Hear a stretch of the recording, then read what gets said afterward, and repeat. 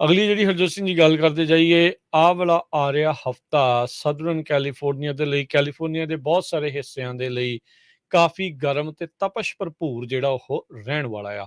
100 degree ਤੋਂ ਉੱਤੇ ਤਾਪਮਾਨ ਰਹਿਣਗੇ। ਤਕਰੀਬਨ ਪੂਰਾ ਹੀ ਹਫ਼ਤਾ ਜਿਹੜਾ ਉਹ 100 ਤੋਂ ਉੱਤੇ ਰਹੂਗਾ। ਇੱਥੇ ਫਰੈਜ਼ਨੋ ਵਾਲੇ ਇਲਾਕੇ 'ਚ 111 112 ਡਿਗਰੀ ਤੱਕ ਵੀ ਤਾਪਮਾਨ ਜਾਣ ਦੀਆਂ ਕਿਆਸ ਰਹੀਆਂ ਨੇ। ਸਤੰਬਰ ਮਹੀਨੇ ਵਿੱਚ ਇੰਨਾ ਤਾਪਮਾਨ ਹੋਣਾ ਜਿਹੜਾ ਉਹ ਘੱਟ ਹੀ ਜਿਹੜਾ ਉਹ ਦੇਖਿਆ ਗਿਆ ਆ।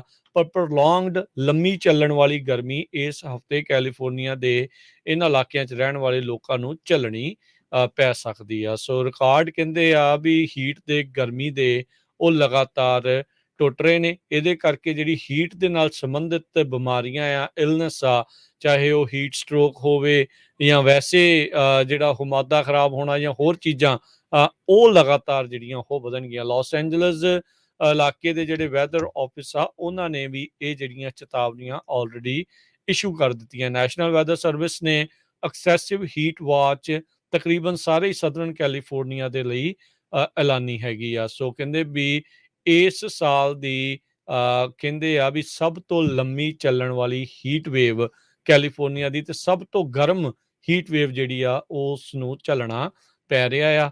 ਅਗਲਾ ਹਫ਼ਤਾ, ਅਗਲਾ ਮਹੀਨਾ, ਇਹ ਇੱਕ ਨਵੀਂ ਹੋਰ ਹੀਟ ਵੇਵ ਇਸ ਸਾਲ ਦੀ ਸਭ ਤੋਂ ਲੰਮੀ ਚੱਲਣ ਵਾਲੀ ਜਿਹੜੀ ਉਹ ਚੱਲ ਰਹੀ ਆ। ਸੋ ਇਸ ਹਫ਼ਤੇ ਦੇ ਵਿੱਚ ਜਿਹੜੇ ਵੀ ਲੋਕ ਇਹਨਾਂ ਇਲਾਕਿਆਂ 'ਚ ਸਦਰਨ ਕੈਲੀਫੋਰਨੀਆ 'ਚ ਖਾਸ ਕਰਕੇ ਦੱਖਣ ਦੇ ਕੈਲੀਫੋਰਨੀਆ ਦੇ ਵਿੱਚ ਰਹਿੰਦੇ ਆ, ਉਹ ਭਾਈ ਜਿਹੜਾ ਉਹ ਧਿਆਨ ਰੱਖਣ, ਪਾਣੀ ਪੂਣੀ, ਛਾਂ ਦਾ, ਉਹ ਸਾਰੀਆਂ ਚੀਜ਼ਾਂ ਦਾ ਆਪਣੀ ਸਿਹਤ ਨੂੰ ਲੈ ਕੇ ਧਿਆਨ ਰੱਖਣ।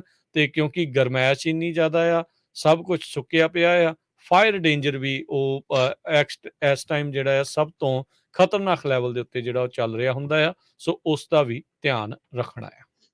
ਜੀ, ਅਗਲੀ ਖਬਰ ਕੈਲੀਫੋਰਨੀਆ ਦੇ ਵਿੱਚ ਮਾਸ ਟ੍ਰਾਂਜ਼ਿਟ ਰਾਈਡਰਸ਼ਿਪ ਦੇ ਵਿੱਚ ਬਹੁਤ ਕੁਛ ਚੇਂਜ ਹੋ ਰਿਹਾ ਹੈ। ਕਿਸੇ ਟਾਈਮ ਦੇ ਉੱਤੇ ਲਾਸ ਐਂਜਲਸ ਨੂੰ ਕਾਰ ਕਰੇਜ਼ੀ ਸ਼ਹਿਰ ਕਰਕੇ ਕਿਹਾ ਜਾਂਦਾ ਸੀ, ਵੀ ਲੋਕ ਬਹੁਤ ਜ਼ਿਆਦਾ ਕਾਰਾਂ ਚਲਾਉਂਦੇ ਆ। ਆਪਾਂ ਦੇਖਦੇ ਹਾਂ ਹਾਈਵੇ 10 ਜਾਂ ਹੋਰ ਘੰਟਿਆਂ ਬੱਧੀ ਲੋਕ ਟ੍ਰੈਫਿਕ 'ਚ ਫਸੇ ਰਹਿੰਦੇ ਸੀ। ਤੇ ਹੁਣ ਜੋ ਨਵੇਂ ਸਰਵੇ ਆਏ ਆ, ਉਹਨਾਂ ਦੇ ਮੁਤਾਬਕ as of June 2022 Los Angeles County ਦੇ ਵਿੱਚ ਕਹਿੰਦੇ ਵੀ 71% ਰਾਈਡਰਸ਼ਿਪ ਜੋ ਆ ਉਹ ਟ੍ਰੇਨ ਜਾਂ ਬੱਸ ਦੀ ਵਿੱਚ ਹੋ ਗਈ ਹੈਗੀ ਆ। ਸੈਨ ਫਰਾਂਸਿਸਕੋ 'ਚ ਇਸ ਟਾਈਮ 55% ਆ। ਕਿਸੇ ਟਾਈਮ ਦੇ ਉੱਤੇ ਸੈਨ ਫਰਾਂਸਿਸਕੋ, ਓਕਲੈਂਡ, ਬੇ ਏਰੀਏ ਦੇ ਵਿੱਚ 95 ਤੋਂ ਲੈ ਕੇ 99% ਤੱਕ ਰਾਈਡਰਸ਼ਿਪ ਹੁੰਦੀ ਸੀ। ਬਹੁਤ ਜ਼ਿਆਦਾ ਰਸ਼ ਹੁੰਦਾ ਸੀ। ਪਰ ਇਹ ਹੁਣ ਪੋਜੀਸ਼ਨ ਲਾਸ ਐਂਜਲਸ ਨੇ ਲੈ ਲਈ ਹੈਗੀ ਆ। ਜੀ, ਜੀ।